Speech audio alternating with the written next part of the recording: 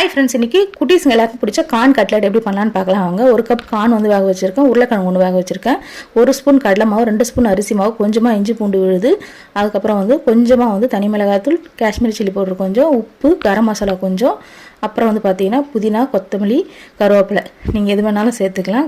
நான் புதினா இல்லைனா கூட விட்டுடுங்க. அப்புறம் ஒரே ஒரு பச்சை மிளகாய் சேர்த்துக்கிறேன். அப்புறம் வந்து வேக வச்ச கார்னு கோர்ஸாக அரைச்சி சேர்த்துக்கிறேன். ஒரு உருளைக்கிழங்கு நல்லா மசிச்சு சேர்த்துக்கிறேன்.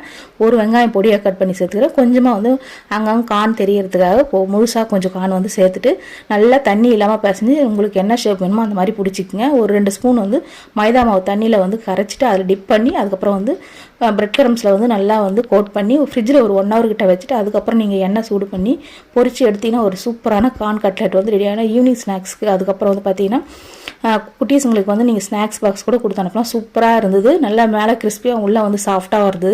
கண்டிப்பாக ட்ரை பண்ணி பார்த்துட்டு எப்படி இருக்குன்னு எனக்கு கமெண்ட்டில் சொல்லுங்கள். Okay friends, bye. Thanks for வாட்சிங்.